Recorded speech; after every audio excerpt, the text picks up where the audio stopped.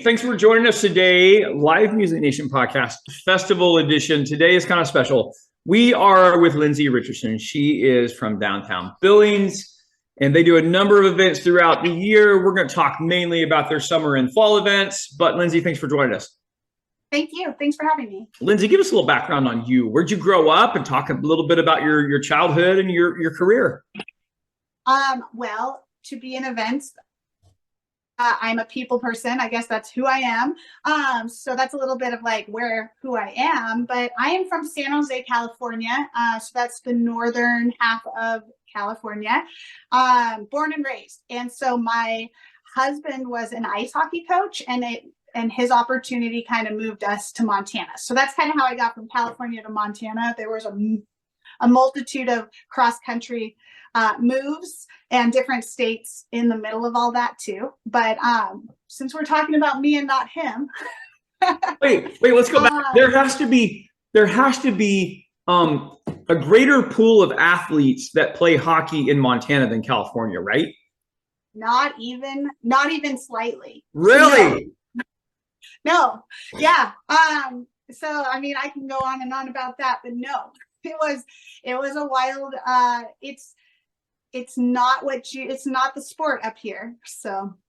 All right. Yeah. All right. So let's jump into downtown Billings. Back to me in downtown Billings. Like I actually, for college, so in San Jose, I was the intern of my role for the San Jose Downtown Association. So that kind of got me introduced to what community engagement events looks like. And that was when I was young, and had marketing background. So I did a lot in marketing. I did special events, event design, which really helps start your brain turning on the experience of those at your event, and not just the actual event itself and the logistics of the event, but from start to finish, like what your event leaves people feeling like. So that experience in event design helped with getting me to where I was.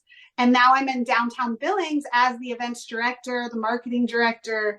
And so, I mean, there was a lot that led me to here and what we do in downtown Billings. Our mission, so there's different groups, you have venues and whatnot, but my mission as an organization is we throw events that help elevate our business community in downtown Billings. Oh, okay. There it goes. See? So if we attend one of your events, are we going to get a follow-up survey from you as how did this event feel? How did you feel attending our event? I'm teasing, Lindsay. If you are a business, if you're a business in downtown Billings, you might get a follow-up email to ask about how the event went for you. But if you're an attendee, no. Because I mean, if I have to wait 15 minutes at your McDonald's for a hamburger, and then when they hand me the receipt, they're like, there's a short survey at the bottom. If you fill it out, you're going to get a free. I'm not even going to fill it out. You don't want me to fill it out. It's unreal. And I'm not picking on Montana at all. I'm actually picking on North Dakota because that was last weekend for us. It was quite the experience. So Lindsay, you're obviously passionate about what you do. Tell us about a couple of your big events throughout the summer and the fall. Yeah, so we kick off our summers with Alive After 5, which is our Thursday night free, except for a cost to get a wristband to drink, music concert series. So we have 9 of those this year. It's our 20th anniversary for this event. It's an event unique to itself where every Alive After 5 concert moves, like this Thursday's somewhere, next Thursday's in a different location. So I'm planning 9 different concert footprints that are week after week after week. So so I would love to have an event space, as many downtowns have, that is the venue for which these events kind of are. But that's not what we have in downtown Billings, and that's actually not the origin of Alive After 5. So, well, yeah, because you get people to move around and see different businesses at these events. Okay. Yeah, these events are at different locations to benefit those different locations. So what is it? I asked you 3 questions. What does it look like? What does it smell like? Meaning what foods and scents are going to be in the air? And what does it sound like? meaning what kind of music are they going to hear? Well, Alive After 5 being that it's multiple weeks and 10,000 people throughout all of those weeks come in and out of our downtown. The sound is different. We have country bands and funk bands, rock bands. I try to at least bring at least one band from out of state. It's not all, we go out, we do regional, we do national, and then we'll also have our local bands. So we kind of try to introduce, it's an opportunity to introduce people to new bands and give the local bands a chance. Smell wise, we tend to have a food truck or two at Alive After 5, mostly because these are the nature of an Alive After 5 is for the benefit of the restaurant or the bar that is hosting it, location wise. Our strawberry festival, which happens early June, that's a street vendor festival. There are 6,000 people out. There are hundreds of vendors, and there are lots of food trucks. So you're hearing local music, and you're smelling all the food trucks, and you're seeing all the all ages of people, different parts of the day. But Alive After 5 generally is an after work social gathering that is on the streets, mostly a street closure, mostly a large stage. We've got music from 5 p.m. till 8 p.m. After 8, we move everybody inside. So, but in the summer, in the summer, the sun's still up till at least like 9:30 or 10. So there's plenty of night after the Alive After 5 night. So. Perfect. What is the best part of your job, Lindsay?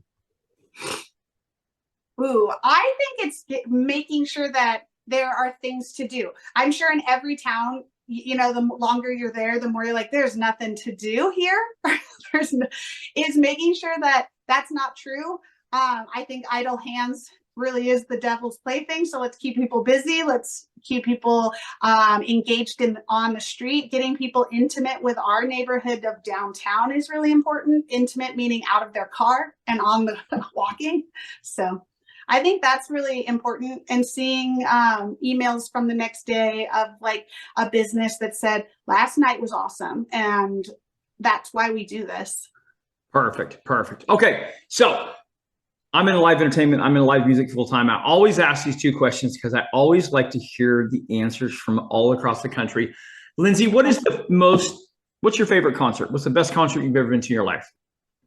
Ooh, I like Pink. I've seen her 3 times. Wow. But I would say the best concert performed, I just really like her as a performer. She brings something new every time. She's into right now roller skating. She was into the aerial silks. She was having a good old time every time I've seen her.